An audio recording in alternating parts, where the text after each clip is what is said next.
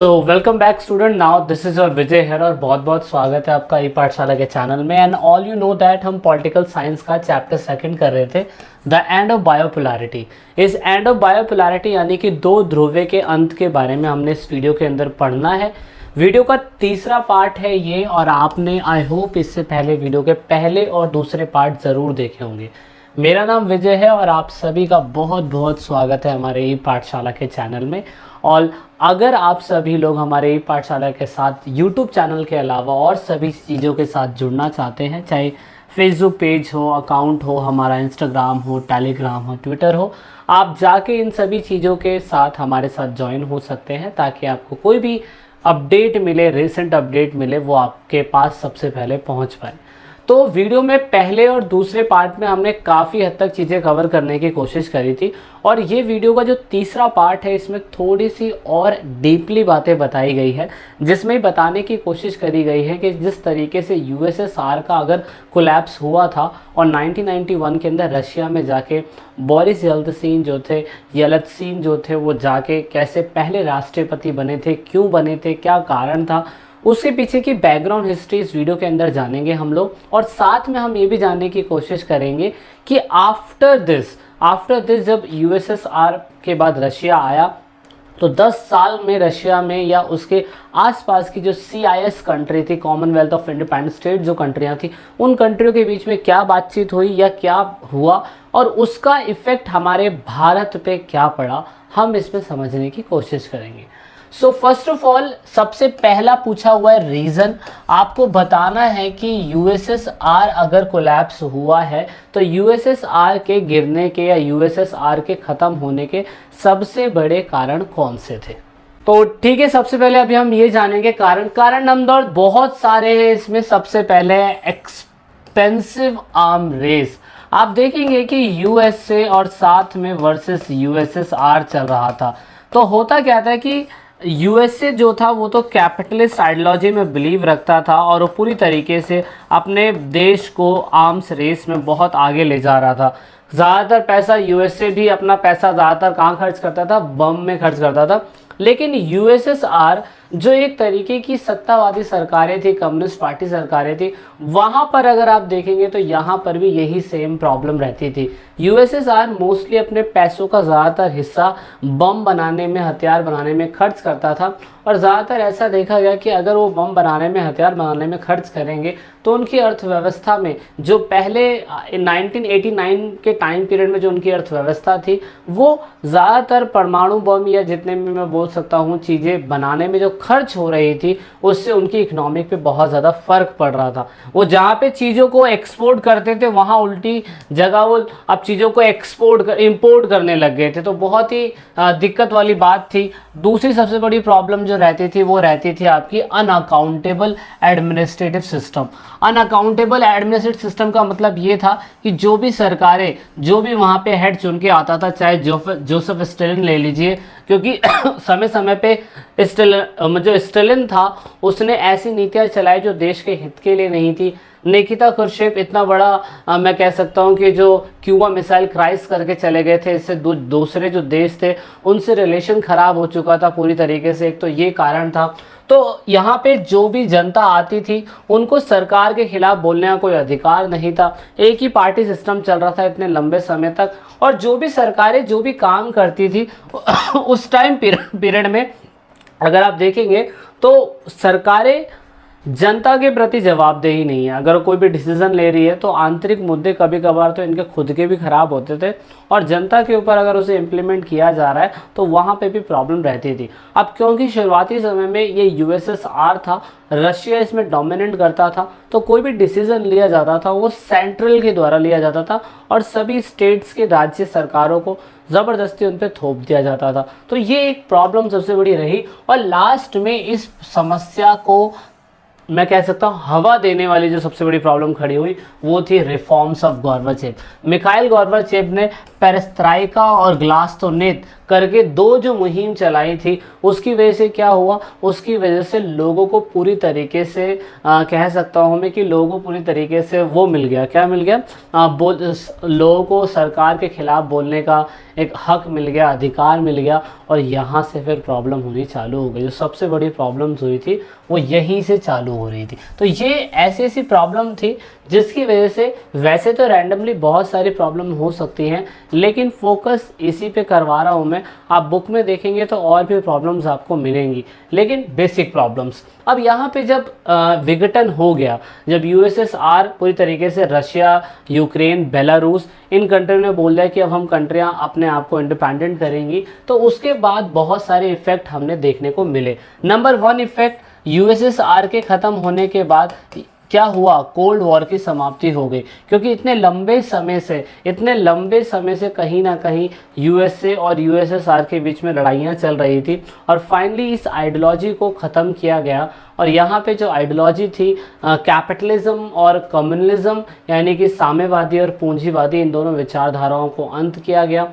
और अंत करने के बाद फाइनली ये डिसाइड किया गया कि हाँ भाई ठीक है, अब यहाँ पे यूएसएसआर जो है वो हार जाता है और कैपिटलिस्ट आइडियोलॉजी जीत जाती है। तो ये एक इम्पॉर्टेंट वाली बात थी। दूसरी यहाँ पे, या तो देखो हो ये सकता था कि जब यूएसएसआर हार गया तो यूएसएसआर के साथ जितनी भी सारी कंट्री है, बहुत सारी मैनी कंट्रीज थी, बहुत सारे देश थे, वो सभी देश या तो अपनी अलग अलग आइडियोलॉजी को खड़ा कर सकते थे, अपनी अलग अलग आइडियोलॉजी बना सकते थे, या तो वो सारे के सारे देश क्या कर सकते थे, वो सारे के सारे देश कैपिटलिस्ट आइडियोलॉजी के अंडर में आ सकते थे। और दैट इज़ वाई हुआ यही कि पूरी दुनिया एक ध्रुवीय हो गई और पूरी दुनिया पूंजीवादी अर्थव्यवस्था के आसपास इर्द गिर्द घूमने लग गई थी। वो तो अच्छा है कि हमारा भारत इसके अंदर नहीं था शुरुआती समय में, लेकिन यूनिपोलर तो हो चुका था। दूसरी और जितनी भी शक्तियाँ थी, दूसरे और जितने भी देश थे, वो सारे के सारे देश अगर आप देखेंगे तो वो इतने ज़्यादा क्या कहते हैं कामयाब नहीं थे। उन्होंने अपनी कोई दूसरी आइडियोलॉजी नहीं बनाई, और बाद में साम्यवादी आइडियोलॉजी, जितने भी यूएसएसआर की कंट्रियाँ थी, वो सभी काफ़ी हद तक पूंजीवादी आइडियोलॉजी की तरफ अग्रसर, या मैं कह सकता हूँ जाने की कोशिश कर रहे थे। तीसरा पॉइंट हुआ ये कि बहुत सारी कंट्रियाँ एमर्ज हुई, बिल्कुल हुई, क्योंकि यूएसएसआर के साथ जो 15 और कंट्रियाँ थी, वो सारी कंट्रियों में से और कंट्रियाँ भी टूटनी चालू हुई जो कैपिटलिस्ट आइडियोलॉजी को अडॉप्ट करने लग गई थी। तो आपने देख लिया कि ये सबसे ज़्यादा इंपॉर्टेंट चीज़ें थी, ठीक है ना। तो अब हम आगे चलते हैं। अब हम ये देखने की कोशिश करेंगे कि अगर डिसइंटीग्रेशन हो गया था तो उसके परिणाम हमें ये देखने को मिले। जब पूरी तरीके से यूएसएसआर कोलैप्स हो गया, तो यूएसएसआर के कोलैप्स होने के बाद अगर आप देखेंगे तो यूएसएसआर के बाद रशिया, उसके बाद यहाँ पे यूक्रेन और साथ में यहाँ पे बेलारूस, इन 3 कंट्रियों ने सबसे पहले बोला कि भाई हम लोग पूरी तरीके से क्या चाहते हैं, हम लोग पूरी तरीके से अपने खुद का इंडिपेंडेंट स्टेट चाहते हैं। तो ये सारी की सारी कंट्रियां पहले कौन सी आइडियोलॉजी अपनाती थी, कम्युनिस्ट आइडियोलॉजी अपनाती थी। अगर कम्युनिस्ट आइडियोलॉजी अपनाती ये सारी की सारी कंट्रियां, तो कहने का मतलब central authority of the country रहता है। लेकिन हुआ क्या कि इन सारी कंट्रियों के अंदर अब व्यवस्थाओं को दोबारा से कम्युनिस्ट की से हटा के कैपिटलिस्ट की तरफ ले जाया जाएगा, तो उसे ट्रांजिशन बोलते हैं, ठीक है ना। ट्रांजिशन का मतलब होता है संक्रमित हो जाना, संक्रमण हो जाना, यानी कि साम्यवादी अर्थव्यवस्था से पूंजीवादी अर्थव्यवस्था के अंदर माइग्रेट हो जाना, उसे बोलते संक्रमण हो जाना। तो वहाँ पे यही व्यवस्था हुई, और यहाँ पे अथॉरिटाइजेशन से हमने पूरी तरीके से डेमोक्रेटिक कैपिटलिस्ट आइडियोलॉजी को अपनाया।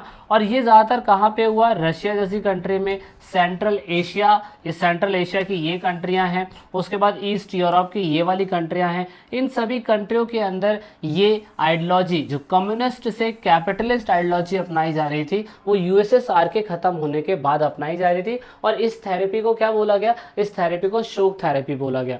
बच्चों ये थेरेपी आपके पेपर के अंदर बहुत बार पूछी जाती है, हमेशा पूछी जाती है, इस बार भी एग्जाम के अंदर पूछी जाएगी। तो शोक थेरेपी एक तरीके की ऐसी थेरेपी है जो शुरुआती समय में इन सारी कंट्रियों में, सेंट्रल एशिया, रशिया और ईस्ट यूरोप, इन सारी कंट्रियों को कहा गया कि आपको शोक थेरेपी, मतलब बहुत बड़े बड़े आइडियोलॉजिस्ट लोग जो थे, विचारधारा रखने वाले जो लोग थे, उन्होंने माना कि सही मायने में शोक थेरेपी है, जिसमें वर्ल्ड बैंक ने और आईएमएफ ने पूरी तरीके से इन सभी कंट्रियों को कैपिटलिस्ट आइडियोलॉजी में कन्वर्ट करने के लिए मदद करी।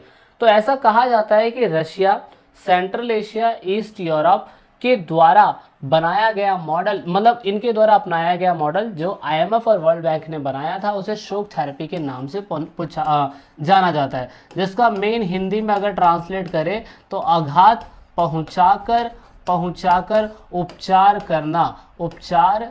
करना।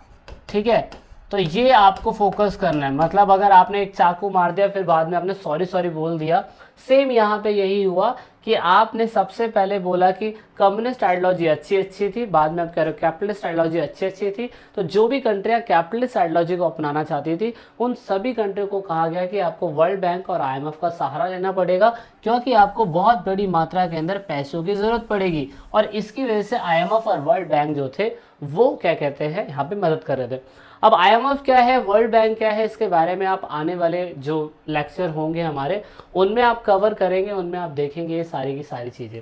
अब ये चीज़ जानना है हमें कि शोक थेरेपी तो चलो मान लीजिए कि पेपर में आता है, तो आपको क्वेश्चन कैसा आएगा, शोक थेरेपी क्या है, इसके कारण क्या थे, इसके परिणाम क्या थे, विशेषता क्या थे। अगर आप ये चीज़ें समझ जाते हैं तो आप काफ़ी हद तक समझ जाएंगे कि भाई चीज़ें क्या पूछी जा रही है। तो इसी पे आपको फोकस रखना है। अब शोक थेरेपी शुरुआती समय में जब आई तो उसके फीचर्स थे, फीचर्स ये थे कि जितनी भी सोच थी जितनी भी कम्युनिस्ट आइडियोलॉजी थी उनको पूरी तरीके से कैपिटलिस्ट आइडियोलॉजी की तरफ कन्वर्ट कर दिया गया। कैपिटलिस्ट आइडियोलॉजी आपको समझ में आ गया होगा कि पूंजीवादी जो आइडियोलॉजी उसे कैपिटलिस्ट आइडियोलॉजी बोला जाता है। तो यहाँ पे कैपिटलिस्ट है और यहाँ पे पूरी तरीके से शिफ्ट कर दिया गया आइडियोलॉजी को। दूसरा फीचर्स यहाँ पे जो मुझे लगा, शुरुआती समय में जब स्टेलिन था तो उसने कलेक्टिव फार्मिंग जैसी व्यवस्था को अपनाया था। कलेक्टिव फार्मिंग का मतलब आपने 9th क्लास के अंदर पढ़ा होगा कि छोटे खेत बड़े खेत सारे खेतों को मिलाकर यहाँ पे सरकार पूरी तरीके से एक दाम को फिक्स कर देगी और यहाँ पे सरकार पूरी तरीके से सारे अनाज को खरीद लेगी, है ना। तो ये डायरेक्टली सरकार को खरीदना पड़ता था और यहाँ पे फिक्स अमाउंट पे सरकार जो थी वो क्या कहते हैं अनाज को खरीद लेती थी। This is called the collective farming. और जोसेफ स्टेलिन के टाइम पीरियड में यूएसएसआर या यूएसएसआर के साथ में जितनी भी कंट्री थी उनके साथ चलाया गया था। लेकिन जब शोक थेरेपी आया तो शोक थेरेपी के अंदर इसको रिप्लेस करा गया और प्राइवेट फार्मिंग कर दी गई। प्राइवेट फार्मिंग में क्या हुआ कि कोई भी किसान जो था, इंडिविजुअल किसान, वो अपनी फसल का हिस्सा किसी भी को बेच सकता था। तो ये एक तरीके का नया इनिशिएट शोक थेरेपी के बाद देखने को मिला, लगभग 1990 के बाद हमें देखने को मिला। दूसरा फ्री ट्रेड एग्रीमेंट हो गया। फ्री ट्रेड एग्रीमेंट क्यों हुआ, क्योंकि आप नोटिस करो कि रशिया, बेलारूस और यूक्रेन ने जब ये कह दिया कि जो यूएसएसआर की कम्युनिस्ट आइडियोलॉजी है वो खराब है, और अगर यूएसएसआर की कम्युनिस्ट आइडियोलॉजी खराब है, Russia, Ukraine, Belarus capitalist ideology को अगर अपना रही है तो इसका मतलब वो आइडियोलॉजी अच्छी होगी। तो सिंपल सी बात है, रशिया, बेलारूस और साथ में यूक्रेन, ये सारी की सारी कंट्रियां क्या करेगी, सारी की सारी कंट्रियां यूरोप की जितनी भी कंट्रियां थी जो कैपिटलिस्ट आइडियोलॉजी को अपनाती थी उनके साथ फ्री ट्रेड करेगी। फ्री ट्रेड करेगी तो उनके सारे सामान उनकी कंट्री में आएंगे, उनके सारे सामान उनकी कंट्री में आएंगे। तो free trade agreement, free trade resign की वजह से आप देखोगे फॉरेन डायरेक्ट इन्वेस्ट बढ़ेगा। मतलब रशिया के अंदर अगर यूरोप की कोई भी कंट्री आना चाहती है तो वो आ जाएगी और वो रशिया के अंदर अपना पैसा लगा सकती है। तो इसकी वजह से क्या हुआ, रशिया की खुद की जो करेंसी थी, आप देख सकते हो यहाँ पे रशिया ने पूरी तरीके से वहाँ पे लॉस किया। अब रशिया चाहता तो अपने जितने भी आसपास की कंट्रियां हैं उनके साथ फ्री ट्रेड कर लेता, क्योंकि दूसरी कंट्रियां भी तो आज़ाद हो रही थी, दूसरी कंट्रियां भी आज़ाद होती है। अगर आपको कम्युनिस्ट से कैपिटलिस्ट की तरफ जाना भी था तो ज़रूरी नहीं था कि आप अपने यूरोपियन कंट्री के साथ ही अपना रिलेशन बनाएंगे। आप आसपास के जो भी सोवियत ब्लॉक की जितनी भी कंट्रियां थी आपको उनके साथ, अपने अलायंस के साथ भी करना चाहिए था बिजनेस, लेकिन यह ऐसा नहीं हुआ। इसकी वजह से हुआ ये कि जितना भी पश्चिमी व्यापार था वो पूरी तरीके से, मतलब वेस्टर्न जो व्यापार था, स्टार्टेड ट्रेड विद वेस्ट। जब रशिया या रशिया के आसपास की जितनी भी कंट्री थी, जब उन्होंने यूरोप से व्यापार करना चालू कर दिया तो आप देखेंगे सारा का सारा व्यापार, सारा का सारा बिजनेस कहाँ पे आ गया, पूरी तरीके से रशिया या रशिया के आसपास की कंट्री में आ गया था। तो यहाँ से आप ये विशेषताएं बोल सकते हो और मैं ये कह सकता हूँ कि जो यूरोप की मार्केट थी पूरी तरीके से कम्युनिस्ट आइडियोलॉजी के ऊपर हावी होती गई। बड़ी बड़ी इंडस्ट्रियाँ वहाँ पे लगाई गई, पैसा वहाँ पे इन्वेस्ट करा गया बड़ी बड़ी कंट्रियों के द्वारा कमाने के लिए। तो यहाँ पे ये फीचर्स हो सकते हैं, लेकिन नेगेटिव पॉइंट ऑफ व्यू बहुत सारे थे, जिसमें से नंबर 1 यहाँ पे लिखा हुआ है स्टेट कंट्रोल इंडस्ट्रीज। जो सरकार के अंडर में इंडस्ट्रीज होती थी, जो सिर्फ सरकार चलाती थी, वो ख़त्म हो गई। जैसे कि आज की डेट में हमारे भारत देश में एमटीएनएल है, मान लीजिए एमटीएनएल खत्म हो गया, तो एमटीएनएल के अंदर जितने भी गवर्नमेंट जॉब के ऑफिसर्स थे या गवर्नमेंट जॉब करने वाले लोग थे, पदाधिकारी, उनको अपनी जॉब छोड़नी पड़ी, और अब जियो जैसी प्राइवेट कंपनियां जो है अपने भारत में राज करने लग गई। तो सर्विस तो अच्छी दे रही है, लेकिन चार्ज कर रही है ज़्यादा, और वहाँ पे जो सरकार के अंडर में जितनी भी इंडस्ट्रीज थी उनको ख़त्म कर दिया गया, प्राइवेटाइजेशन को बढ़ावा दिया गया। और प्राइवेटाइजेशन बढ़ाने की वजह से आप देखोगे बहुत बड़ी मात्रा में जो सरकारी इंडस्ट्रीज थी वो बिक गई, और विश्व के अंदर ये लार्जेस्ट गैरेज सेल के उसमें आया। जैसे अपने भारत के अंदर इंडियन पेट्रोलियम, उसके बाद एमटीएनएल, और भी जैसे कि किसान बिल भी शायद से इसलिए आ रहा है कि वो जो गवर्नमेंट सेंट्रल बेस्ड इंडस्ट्रीज है जहाँ पे उनको लॉस हो रहा है उनको वो ख़त्म कर देगी। दूसरा, इसकी वजह से हुआ ये कि बाहर की करेंसी से जब ट्रेड होने लग गया, तो रशियन की खुद की करेंसी को देखा गया कि बहुत बड़ी मात्रा के अंदर रशियन की करेंसी जो थी वो गिरने लग गई थी। अब रशियन की करेंसी का क्या नाम है? What is the name of Russian currency? आपको नाम बताना है अगर आप वीडियो को ध्यान से देख रहे हैं। दूसरा, सरकार के द्वारा चलाई जाने वाली जितनी भी सोशल वेलफेयर की कंपनियां होती थी या जो भी डिपार्टमेंट होते थे वो भी गिरने लग गए थे, और समाज के अंदर अमीर और गरीब के बीच में बहुत ही बड़ा आर्थिक परिवर्तन आ गया। यहाँ पे हुआ ये कि अमीर लोगों ने क्या करा, अमीर लोगों ने अपने पैसों का इस्तेमाल करते करते जो इंडस्ट्रियाज बिक रही थी कौड़ियों के दाम में, उनको खरीद लिया, क्योंकि कैपिटलिस्ट आ चुका था। तो ये सबसे बड़ी प्रॉब्लम थी, यहाँ पे आपको समझ में आ चुका होगा अभी। ये मेन पॉइंट थे जो आपको कवर करने थे, ये नेगेटिव इफेक्ट थे शॉक थेरेपी के। अब क्योंकि 1990 के बाद सारी की सारी कंट्रियां आज़ाद हुई थी, आप देखेंगे, क्योंकि 1990 के बाद ही तो क्या कहते हैं यूएसएसआर 91 में पूरी तरीके से डिक्लेयर हो चुका था, रशिया उसका उत्तराधिकारी बन चुका था, और रशिया को बाद में क्या कहते हैं यूएनओ का मेंबर भी बनाया गया था। तो आप देखेंगे कि यूएसएसआर के आसपास की जितनी भी कंट्रियां थी ना, उसमें बहुत ही मतलब जल्दीबाजी में संविधान बनाया गया था, और बहुत सी कंट्रियां, रूस स्पेशली, आप देखोगे कि 1990 के बाद ही इनकी अर्थव्यवस्था ठीक हुई थी। कहने का मतलब 10 साल के अंदर आप देखोगे 2000 में, क्योंकि 1991 या 90 के अंदर तो जाके इन लोगों ने सारी चीज़ों से इजाद पाया था, और 2000 में जाके उनकी व्यवस्थाएं ठीक हुई, वो अपने आप को रिवाइव्ड कर पाए, और उनके आसपास की कंट्रियां जो थी वो अपने आप को रिवाइव कर पाई। इन्होंने क्या करा, इन लोगों ने नेचुरल रिसोर्स को इंपोर्ट करा, बाहर बेचने की कोशिश करी, जैसे ऑयल, नेचुरल गैस, मिनरल्स, जो भी इनके आसपास मिलते थे